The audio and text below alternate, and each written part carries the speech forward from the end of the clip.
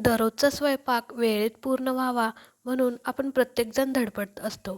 पण सकाळ-सकाळी शाळेचा डब्बा, मिस्टरांचा डब्बा यामुळे खूप गडबड होते आणि आपला स्वयंपाक वेळेत पूर्ण होत नाही.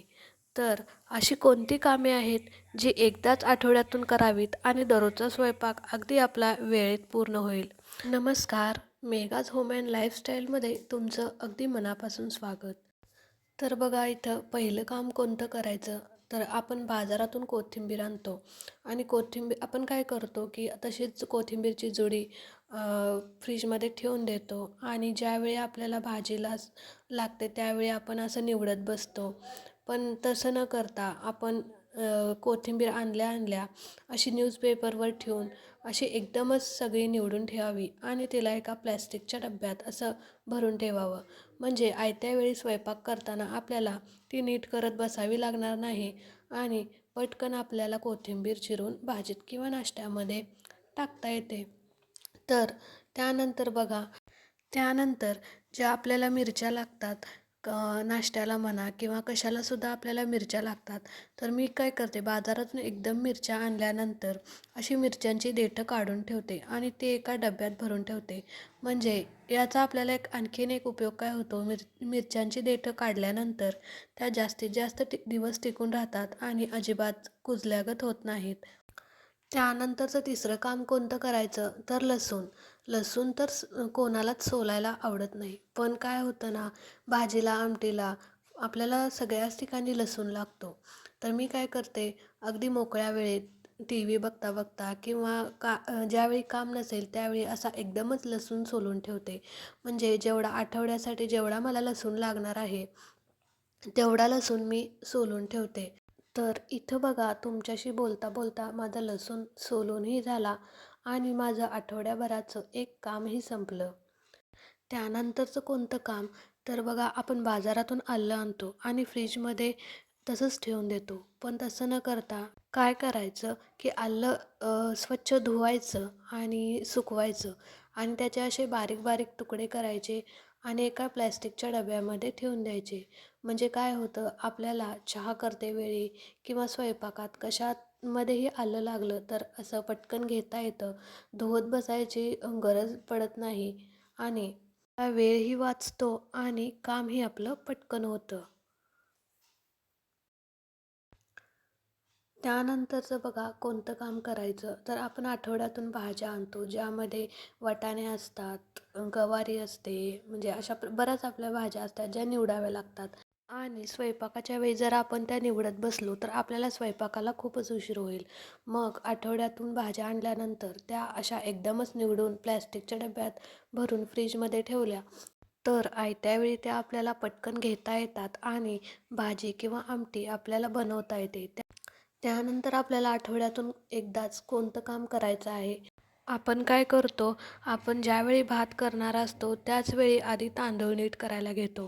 पण त्यात काय होतं, आपला वेळ निघून जातो आणि आपल्या स्वयंपाकालाही उशीर होतो. तर काय करायचं, आधीच आठवडाभरासाठी आपल्याला जेवढे तांदूळ लागणार आहेत तेवढेच एका डब्यात काढून घ्यायचे आणि मोकळ्या वेळी असे नीट करून ठेवायचे. म्हणजे स्वयंपाक करते वेळी, घाईगडबडीच्या वेळी आपल्याला असं तांदूळ नीट करत बसावे लागणार नाही आणि आपला वेळही जाणार नाही आणि आपला स्वयंपाक पटकन होण्यासही मदत होईल. त्यानंतरचं कोणतं काम करायचं आहे आपल्याला, तर बघा आपल्याला हे मसाल्यांचे डबे भरून ठेवायचे आहेत. असे सगळे मसाले एकाच वेळी भरून व्यवस्थित ठेवले की आयत्या वेळी आपल्याला कोणत्याच मसाल्याची शोधाशोध करावी लागणार नाही.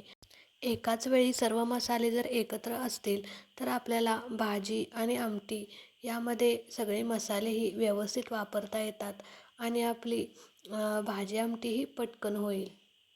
तर इथं बघा सगळे मसाले मी असे व्यवस्थित सगळे एकाच ठिकाणी भरून ठेवले आहेत.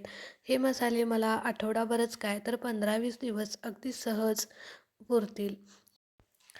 त्यानंतरचं कोणतं काम आपल्याला करायचं आहे, तर बघा आठवड्याभरासाठी जेवढा आपल्याला रवा लागणार आहे, म्हणजे आपण सकाळच्या वेळी जेव्हा उपमा किंवा उपीट, खीर वगैरे असं काही करतो तर त्याआधी आपण रवा भाजत बसतो आणि रवा भाजत बसल्यावर आपला वेळही वाया जातो. तर आठवड्याभरासाठी आपल्याला जेवढा रवा लागणार आहे तर तेवढा रवा एकदाच आपण भाजून घ्यायचा. आणि तो एका बरणीत भरून ठेवून द्यायचा. याचा आपल्याला एक फायदा काय होतो, रवा भाजून ठेवल्यामुळे त्यामध्ये आळीजाळी होत नाही आणि आयत्या वेळी आपल्याला पटकन रवा घेऊन आपल्याला नाश्त्यासाठी जे पदार्थ आपल्याला बनवायचे आहेत ते आपल्याला बनवता येतात.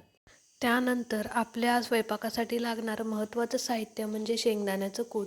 तर शेंगदाण्याचं कूट आयत्या वेळी आपण करत बसलो तर पहिल्यांदा शेंगदाणे भाजून घ्यावे लागतील, मग त्यांना गार करून मग त्याचं कूट करून यात बराच वेळ आपला निघून जातो. बघा इथं मी काय करते, आठवड्याभरासाठी जेवढं मला शेंगदाण्याचं कूट लागणार आहे तेवढे शेंगदाणे मी भाजून घेते आणि त्याचं कूट करून ठेवते आणि बाकीचे शेंगदाणे तसेच दुसऱ्या डब्यामध्ये ठेवून देते.